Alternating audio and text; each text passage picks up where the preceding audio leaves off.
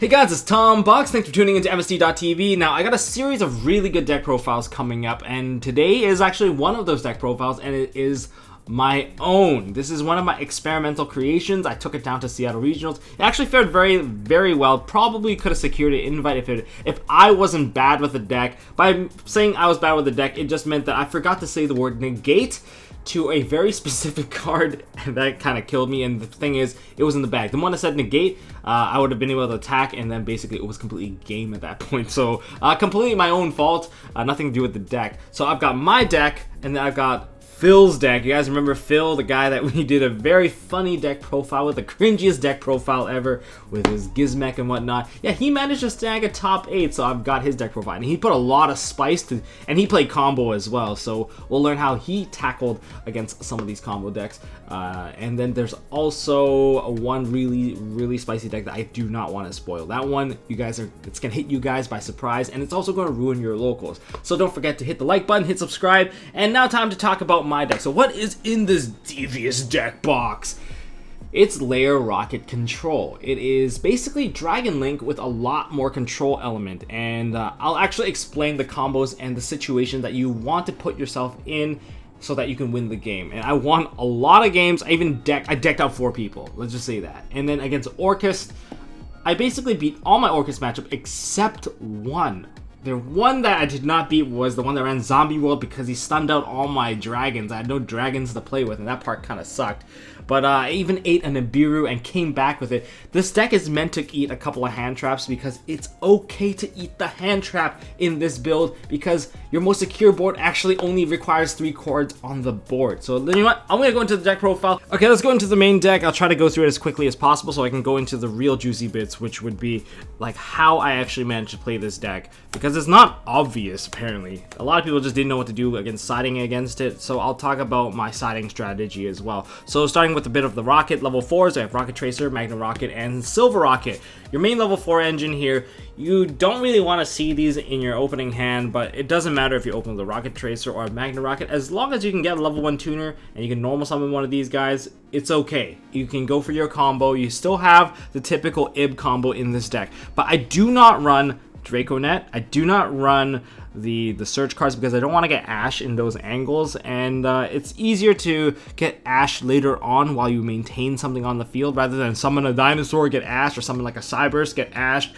You're dead basically. But in this deck I do run traps that synergize with dragons, so it's okay. I actually still get to play against my opponent and they don't kill me in one shot, which is why I don't mind having like a turn 3 or a turn 5. So those are my level 4 dragons, and of course this goes into Borderlord Savage usually.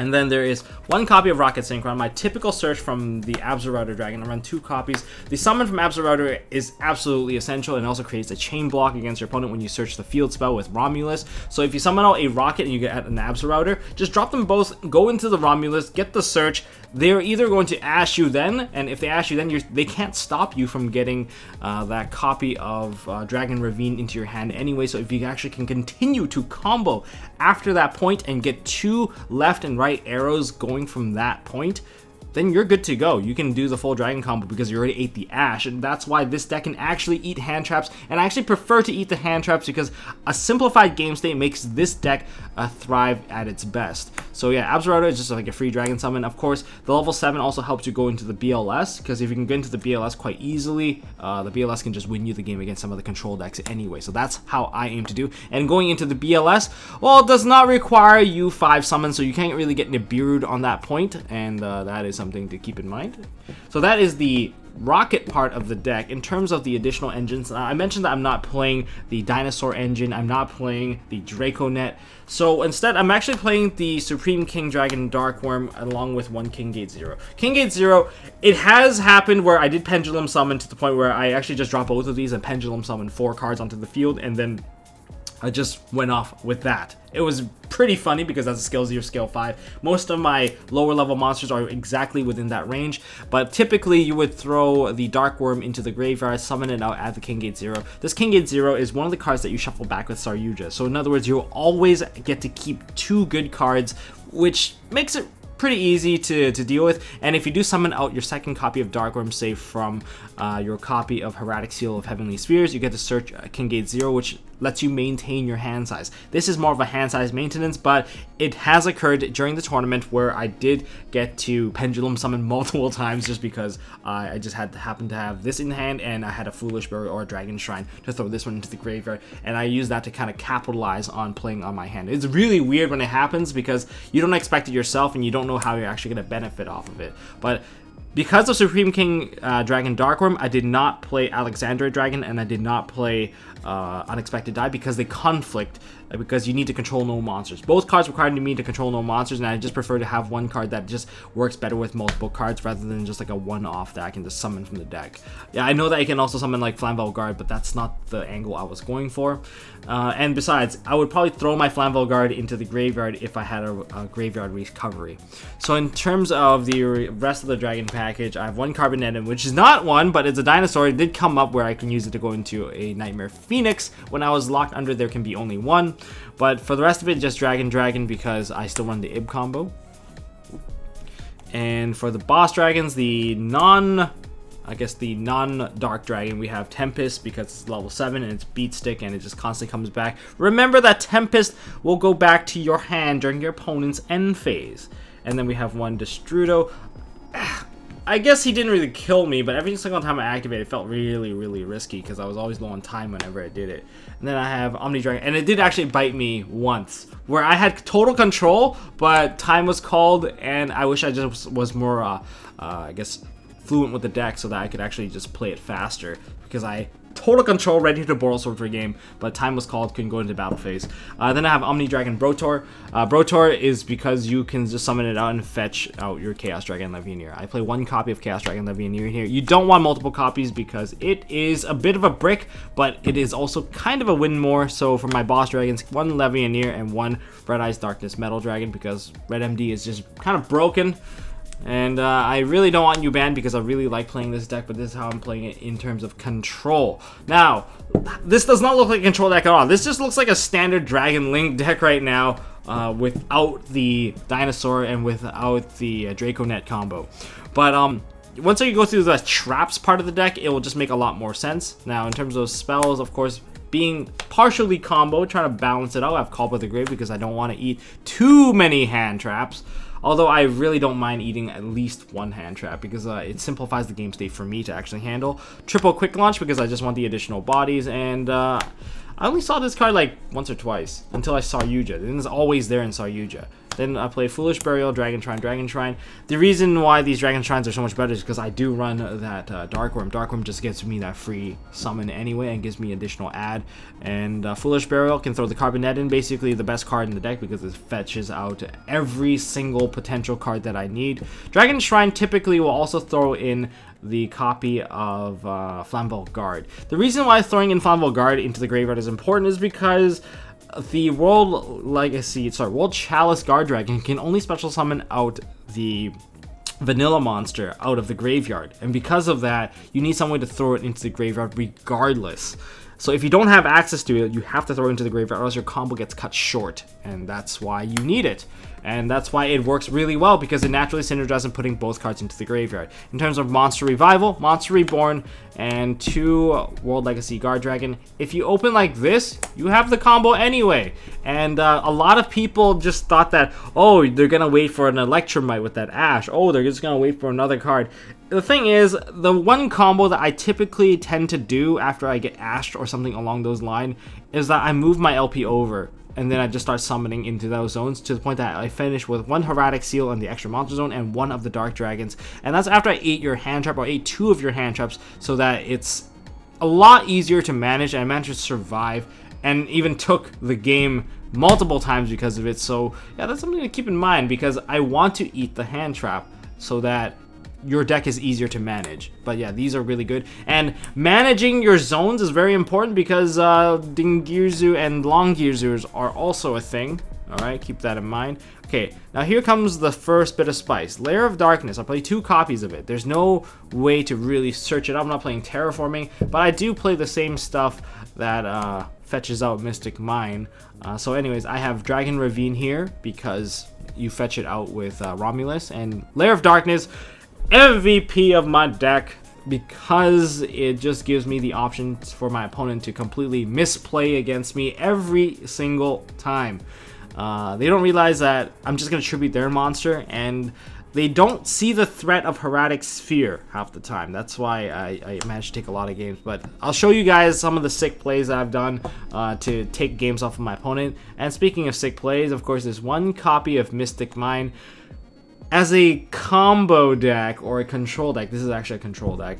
They didn't expect this, so they're like, oh, you're just playing Dragon Link. They did not believe me until I dropped Demise of the Land on them. So I played 2 copies of Demise of the Land because I can also fetch out Lair of Darkness. If they drop Boral Sword, that's when you flip Demise of the Land and then you just tribute that thing and pop their cards. It's so good. By pop their cards, I'll go into that trap in a bit. But yeah, Demise of the Land, Mystic Mine decked out 4 people already because game 1, I took game 1 because I had the combo, and they hand trapped me at the wrong time and they died. Well, it doesn't really matter. They only had 1 Ash anyway, and the 1 Ash is like whatever. It doesn't really matter to me. And what happened was they sided out all of their back row removal, thinking that the only cards that are going to be in the back would be that World Legacy Guard Dragon, but unfortunately they were wrong, so they got hit by a Demise of the Land, Mystic Mine got dropped on them. I bought myself 4 or 5 turns, and then I crushed my opponent because rather than wait for Mystic Mine to kind of expire or whatever, what I did was I loaded my graveyard up with all the graveyard synergies from Supreme King Dragon Darkwurm, World Chalice Guard Dragon, Carbon Netten, Tempest, Destrudo. I loaded all that up so that when I break my own Mystic Mine, I got 4 free summons right from the gate, and then they, well, they basically lose. And yeah, it's really one-sided because after I side, I have Red Reboot in my side. I just Red Reboot them and just go off, and that's the end of that. So yeah, there's that. And of course, I have 1 copy of Dragon Ravine because Dragon Ravine is the card I search out to throw more cards into my graveyard. Now, is my deck afraid of Mystic Mine? No, I actually got Mystic Mine like 4 times throughout the tournament. It did not matter. Well, first of all, I have, of course, another copy of like Metaverse, just so that I can just put out the field spell. But I play Triple Trap Trick, and that gives me the consistency to go into my last trap here, Guard Dragon Cataclysm. This card is friggin' nuts.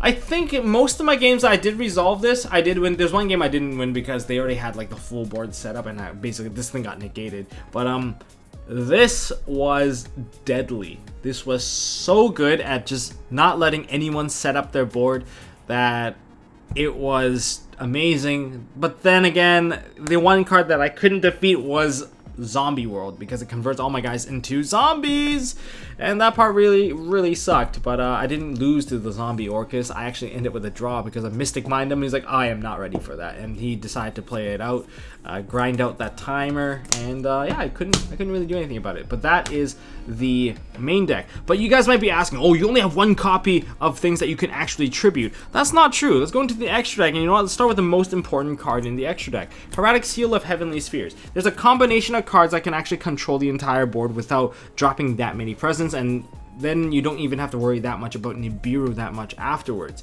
But yes, double Hieratic Seal of Heavenly Spheres. Why? Because tributing is a cost, and I can tribute from my hand, my field, your field, and yeah, it's not very fun for my opponent to actually eat this particular card, because I get to tribute your card for cost, and that's not a card effect, and I get to send well, one of your cards back into your hand, and that's pretty bad. Even against Pancratops, I'm not even that afraid because I usually just kind of wait it out. Like, they summon out their Pancratops, and I'm like, okay, what are you gonna do? They're like, oh, I'm going to activate Pancratops. And then I'm like, okay, so they use turn player priority. Well, I'm just going to use Hieratic Seal of Heavenly Spheres, tribute this, and bounce back my like my Lair of Darkness so that I get to keep it. And then I get to summon out another monster. So either way, it wasn't like too bad for me. But in more cases than not, I actually just tribute my opponent's monster and then I just sent it away because I backed it with the trap. But if you only have the trap, you don't want to do that. You want to use your Hieratic Seal itself, and then you tribute the monster that Hieratic Seal summons out. So anyways, aside from that, in terms of for the Guard Dragon combo, I have, of course, Agripane, LP, and Pisty. All of these, the Guard Dragons are still here intact. As for additional dragons that you would go into, I run Dragunity Romulus, and I of course have a triple burst as well. So these are my main dragon combo targets. And because you are running like rockets, I actually managed to combo while locked under darks, and you have to use B cup to do so. Because B cup is dark, you can actually go into it, put it into the arrow, left, right arrow, and just get the whole combo started. Sure, you don't have access to your Heretic Seal anymore, but you can still drop a pretty nasty board against your opponent where you have double negations still available, and hope that they don't have Super Poly. And in terms of the last bit of dragons, we have, I guess, a Scaldred and a Boral Sword. I've also played one Nightmare Phoenix and one Blackluster Soldier, $70 card apparently now, but I kind of wish I cut the Phoenix. I didn't really, I guess I used it once against like a There Can Be Only One, and but I honestly would have preferred one of these cards to be Appaloosa, so that it just finishes with a board that you can't Super Poly, and that's why. And as for my synchros, I have one Borreload Savage and a Hot Red. Hot Red is just you're playing rockets. It's hard to play Crystal Wing. I wanted to play Crystal Wing, but normally you're just gonna get Nibiru before you even get to that Crystal Wing anyway, so it doesn't even really matter. But like Hot Red, still legit. You can just use it to negate. And typically, you want to finish your board with one Heretic Seal and one of these two dragons. And that's the extra deck. I guess I'll go into the side deck again this time, because for once, this was a tournament-based deck. And what I sided, I guess is kind of different from what other people side. But first of all, double Pankratops, because I just... people make me go second. I'm going to want a Pankratops to just change it up. Triple Nibiru. Because I want a smash board. Unlike most other decks, I can't really break the board with like a secondary combo. I can deal with the token. I just can't deal with like them having board presence, because I can't kill anything. And if they have back row, it's basically done for. They'll call by the grave. So that's why I decided to play Nibiru, because it kind of comes with the board wipe. In terms of additional things to kill off people, because I run Trap Trick, Double Eradicator, Epidemic Virus. You resolve this. Best thing I used this on was like a Boral Sword. I tributed a Boral Sword and wiped the entire back row, which was fairly neat. I also used it to kill like a bunch of traps. I killed 3 impermanences with it, so it was really, really good. I don't play Twin Twisters. I just play these because I can Trap Trick it out. Even though it is a bit slower, I'm not gonna lie, but with Trap Trick, the card is immediately live, and with Lair of Darkness, you can tribute your opponent's darks. And no, not just their darks, you can tribute your opponent's 25 or 100 attack. And I play Double Red Reboot because this is the card I wait for under Mystic Mind, and once I get it, I just kill my opponent. Like, you just get it, you have 4 summons, you go for it. Double Super Poly, and of course the Super Poly target, Starving Venom Fusion Dragon. I don't know if people are going to be playing a lot more control, but if they are playing a lot more control, I chose to not main deck this anymore, because there's kind of no point, because it's going to be a dead card, and you're just super polying for additional attack at that point. So I'd rather have a more solid extra deck, and most people are choosing to go second anyway. And finally, Triple Phantasme, because it's also a dragon, it's dark, and it lets me fetch into the Nibiru. Did I ever draw into Nibiru through a Phantasme? I did, and I smashed an Orcus board with it. It actually happened like twice. That's why I love this card. And the best thing I ever fetched up was this card. I drew into this. I basically just set it. I went into a BLS that can't be targeted because it's, and then I dropped a Lair and it's dark, and I just used it and just wiped their entire board. Okay, I'm gonna showcase to you guys various opening hands. I'm not gonna do the whole combo. If you want to see the whole combo, it's in a different video.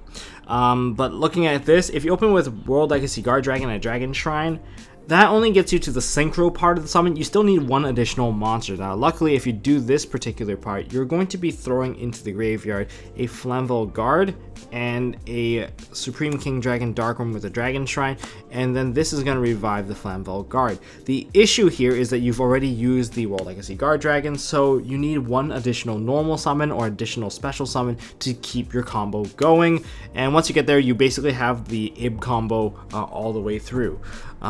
If you have the second one here, you have a Flamvell Guard in your hand, you can just use a Quick Launch or a Dragon Shrine to get there. Dragon Shrine will be throwing a Supreme King Dragon Darkwurm for the special summon, and Quick Launch can summon out any Rokket that's not a tuner, and you'll be able to perform the exact same summon. If you open with this particular card, that's okay. Remember, it can summon out of the graveyard, so if you can summon out this card, you can use a quick launch, and you can basically set up the same board. The quick launch will summon out the Rokket Tracer instead, and you can synchro from there. But that way, you will actually need to use the Dragon Shrine to throw a Flamvell Guard. But make sure when you throw the Flamvell Guard into the graveyard, you throw another dragon into the graveyard just for additional extending measures.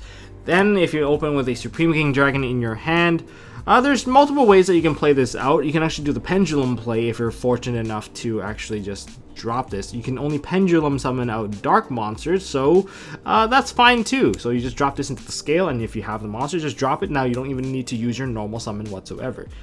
But on the off chance, you can use Foolish Bear to throw Carboneted into the graveyard, summon it out, summon out the Flamvell Guard, and again, these are all ways for you to get to level 5. Or if you open with Dragon Ravine and you have a Carboneted, you can throw the Carboneted into the graveyard, and you can throw a Supreme King Dragon Darkwurm, and you have the exact same combo to open. So these are your basic opening plays to go into that combo, which I guess, because you're not using one card combo, you guys are like, oh man, that's so risky. But a lot of people are just waiting to Asher Electromite when they see this. So I actually got away with summoning out Darkwurm so many times, and just because they thought that I was going to go into Electromite, and then when the combo started to shift, they realized it was a bit too late, and all I cared about was a special summoning of Darkwurm to begin with. And if they're playing against like a Pendulum deck, hitting the Darkwurm doesn't exactly mean too much. But yeah, that's the opening play. Let's go into some of the plays that I use to take games off of players. Okay, so rather than showing you guys combos, I'd rather show you guys important plays. Okay, my most standard board opening typically revolves opening with a Hieratic Seal and perhaps one of the dark synchro monsters that offers me one level of negation, and it's usually backed with a trap card, the Guard Dragon Cataclysm. If it's not backed by Guard Dragon Cataclysm, then I perhaps will have something else, which would be Lair of Darkness, something along those lines, Called by the Grave. Those are the typical suspects that could be in the back row. But for the things in the front row, say Lair of Darkness was also on the field, it changes up the dynamics completely. So one of the things that I've done here is, okay, depending if you have all three, the trifecta would be Hieratic Seal, Lair of Darkness, and Guard Dragon Cataclysm. That is one of the most deadly combos that you can use to stun your opponent. It actually offers a ton of board pressure because Hieratic Seal of Heavenly Spheres now has 2 removals just simply by existing. It can tribute your opponent's card for cost, and then bounce one of your opponent's card with a non-targeting effect. That is quite deadly against basically any I guess any deck really. It's quite devastating. So, but if you do that, there's a risk. The risk is that this is going to get killed by battle, and if it gets killed by battle, you don't get anything in return, and that part really sucks. And that's why you want to back it up with Guard Dragon Cataclysm. But if you don't have the Lair of Darkness and you only have these two, then obviously you would bounce this to get the additional summon. The additional summon typically would be, say, an Absorouter dragon. That's usually the route that I would go with. So if it's that case, you would just summon this, and you would Guard Dragon Cataclysm this, and then you can add yourself a Rokket Synchron, or basically any Synchron monster into your hand. So yeah, that's kind of the way that you would go. And if you do it like that, so you would bounce 1 card, and then you would pop 2, and then net gain 1 back.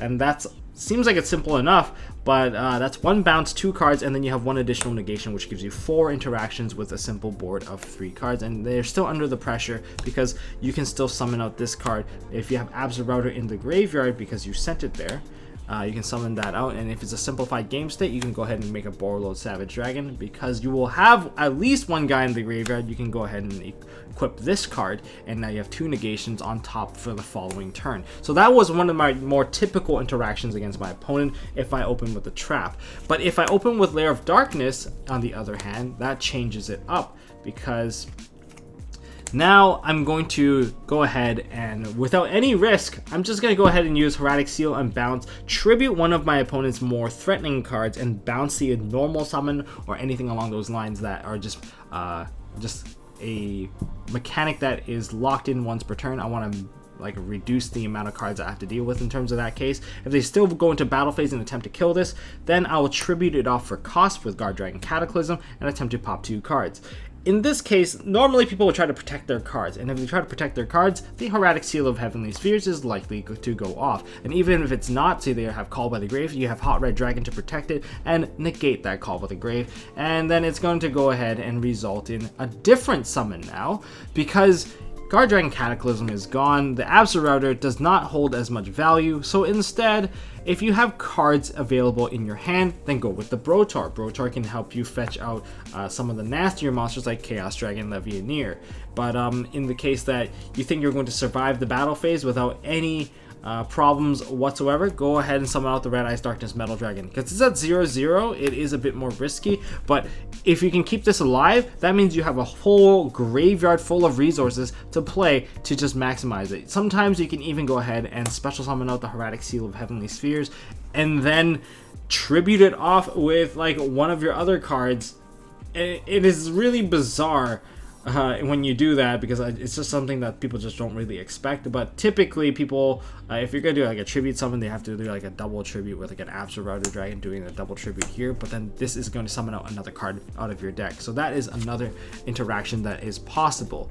But in terms of an after-sided interaction, which I did do this to someone, you know, I'm sorry that you had to experience this, but what happened was I got hit by a couple of hand traps, and I set up a board that looked something like this. I had a Super Poly on the side, and I also have a Guard Dragon Cataclysm on the side, and I have a Hieratic Seal.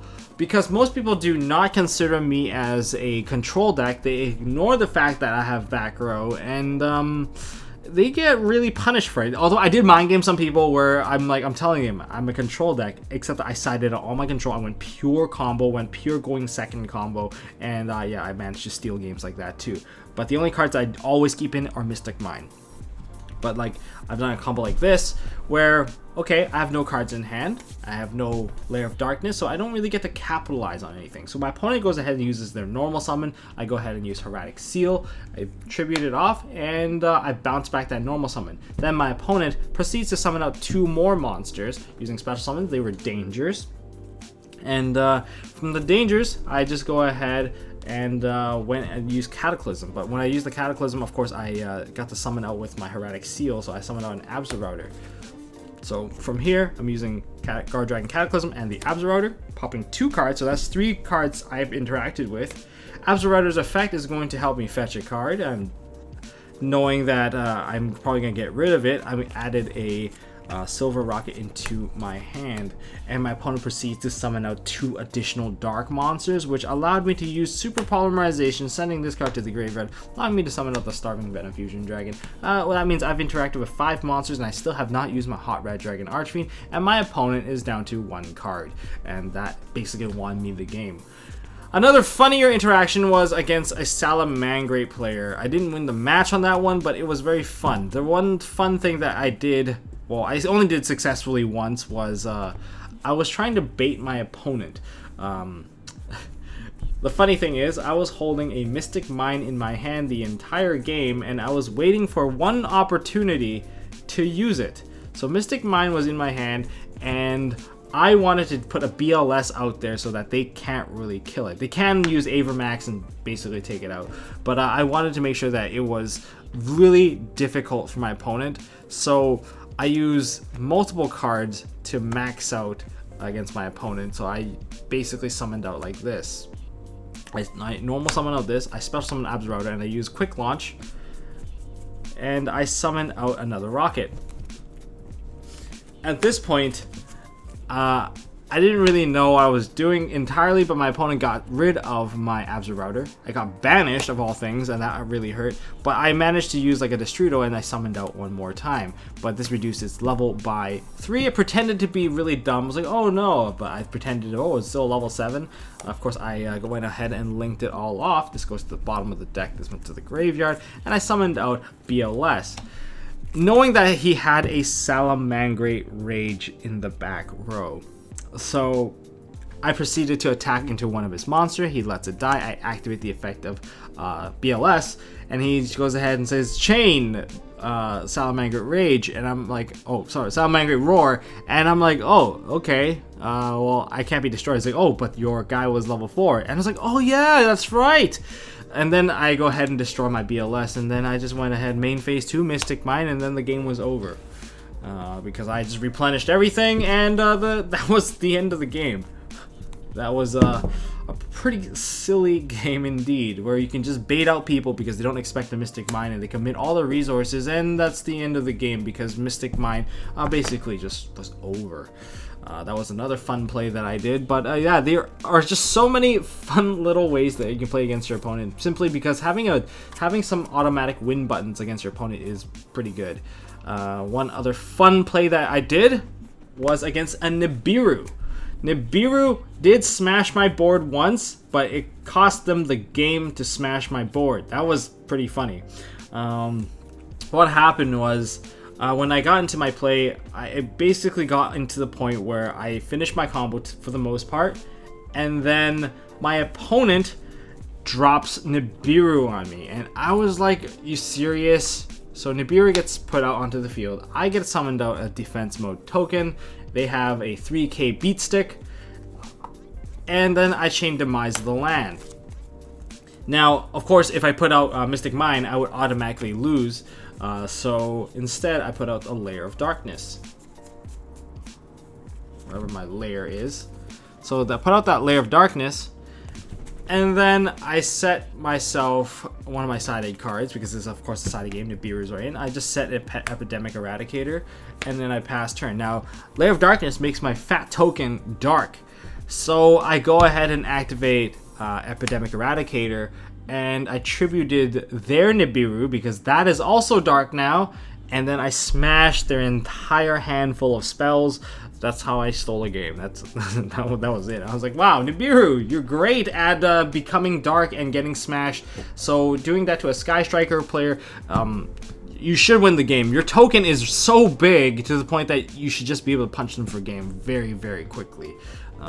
Yeah, so yeah, anyways, but the token was only at 3k at the time because I only had about 3k worth of monster available because they prevented me from summoning out Crystal Wing because they were afraid of that. But anyways, that's kind of the rundown of this deck. If you guys enjoyed this deck profile / play-by-play discussion, yeah, Mystic Mine wins the games. People side out, they don't know how to side against this deck, and you can definitely side out all your going second cards or going first cards into for pure going second build as well. That's the way that I went, and it was actually fairly successful. If you guys find some ways to improve this variant of the deck, let me know down in the comment section below. So this is actually my little baby that I've been working on, and yeah, that's all I got for this video, guys. That's all I got for this video, guys. If you guys enjoyed this video, hit that thumbs up button. Check out more stuff from MST.TV by hitting the subscribe button. Ding the notification bell to stay up to date. And you guys definitely do not want to miss the deck profile next week. So I really suggest you guys to hit that subscription bell to be the first to be aware of one of the grosser decks in the format. I did not expect it. I actually lost a game to it at regionals, and that's why I'm going to showcase it to you guys next week, because I don't want you guys to see it yet, and I don't want your locals to be flooded with this particular deck. Yeah, so anyways, if you guys got comments to help me improve, streamline my engine a little bit, maybe find other cards that I can try to main. I tried Ballista Squad. It was not bad because it was a lot more generic, but it relied on Lair of Darkness a bit more, and I would just rather rely on dragons a bit more, to be honest. The Lair of Darkness was just a little bit of bonus, but anyways, help me out by checking out the comment section and leaving a comment down there. And until next time, don't forget to hold on to MST.TV, and I'll see you guys in the next one. Ciao.